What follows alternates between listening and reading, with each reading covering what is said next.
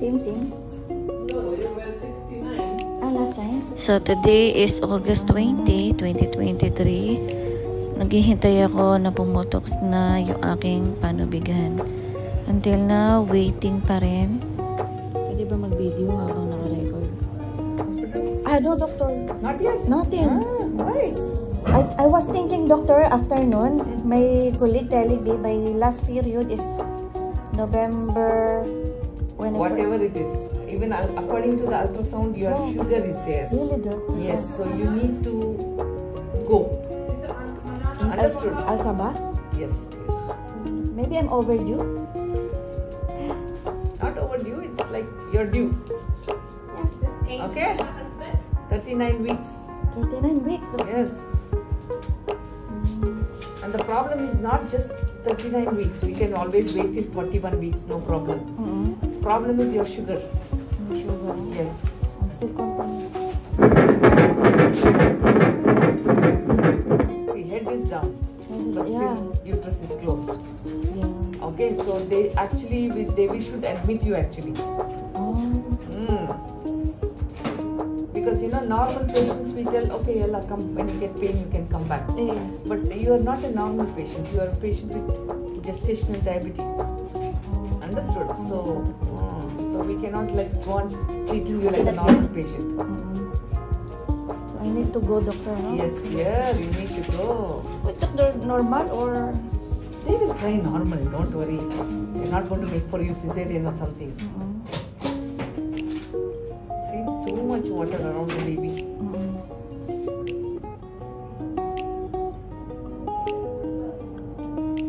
He's okay, doctor.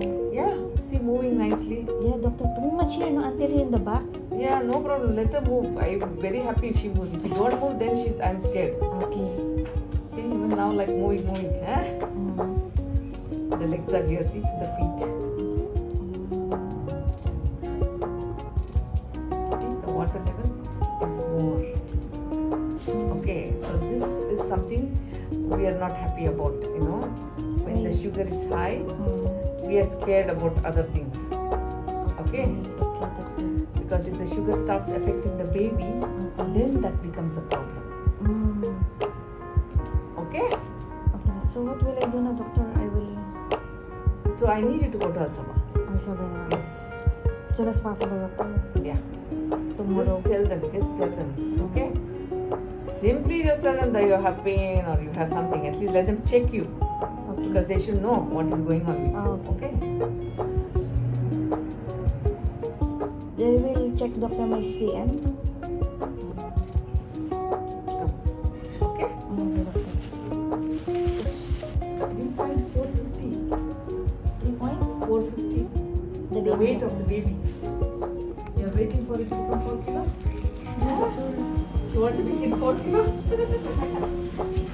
So when we go to you just tell them that. Because why? They will tell you why you have come without pain. So you can tell them you have less movement, something you just tell them. Okay? Let them examine you at least. Oh, yes. Otherwise they'll push you off. Okay. Because you are not a normal patient. Okay? So if we tell what she feels something Is like it just less movements? Okay, so there's a chance to leave. So they will not do anything. They will check, they will do LST. Okay? So they will at least ask you to come back. Show them the letter also what they given. That she has this diabetes and all. Okay? And tell them that she is been diagnosed with sugar. Yeah. Because when you are having sugar, you are not considered as a normal patient. You are considered as a high risk patient. But overall, the baby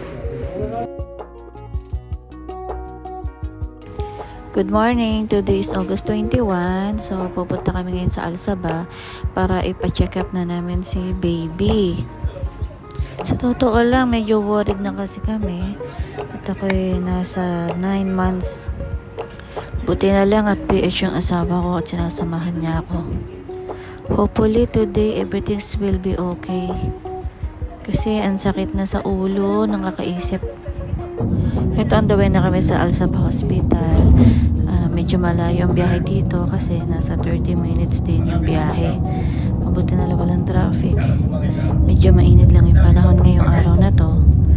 kasi summer dito sa Kuwait. Sana ngayong araw na to maging maayos ang resulta. Medyo kabado talaga ako, baka kasi i-admit na ako at mag-CS pa ako. Sa dami ng mga tao at mga friendship ko at family. So waiting sila kung kailan ako mag-aanak. Kaya eto, ayaw pa lumabas si baby kasi marami nga nakaabang. Nandito na rin kami ngayon sa Al-Sabah Hospital. Ito yung facilities nila. Buti na lang nalipat na rin yung aking address at hindi na ako mahirapan pa. Itong Al-Sabah Hospital natin malapit lang din sa trabaho ng asawa ko. So nabiview niya yung building na to mula sa kanyang trabaho. Kaya sana anytime ay makakasunod siya sa akin. Kung halimbawa man, mauna na ako dito sa Al-Sabah. Dito rin pala nanganak yung kapatid ko na si Aiza.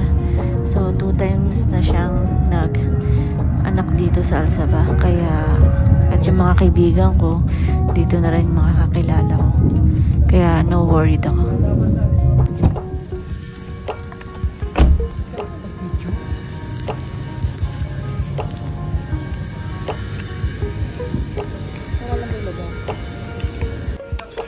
So, yung asawa ko, nasa lobby lang. Bawal kasi siya dito. Pambabae lang dito. So, nagbayad siya ng 10KD para sa stamp. At ngayon, waiting ako sa mga lab test na gagawin sa akin. So, ito yung stamp na binayaran ng asawa ko. 10KD yan. Tapos, waiting na lang ako kung anong next lab na gagawin sa akin. So, cut na yung mga videos ko kasi bawal yung videos. So, tapos na rin akong i-CM ni Doktor. Tapos na rin akong pa-NST.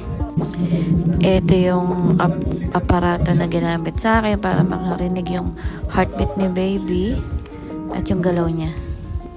Hindi ko na na-video kasi malayo yung bag sa akin. Tsaka baka bawal, mapagalitan pa ako. So, okay naman si baby. Ayun. Makilos siya. Maganda naman yung resulta na to. So anyway, pinauwi muna ako ni Doktor.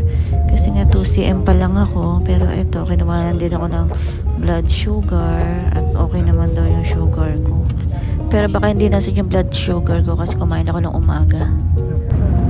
So ngayon, pauwi na kami.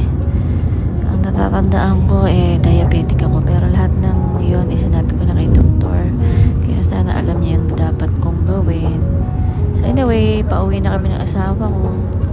So, tatry ako maglakad-lakad ngayong araw na to.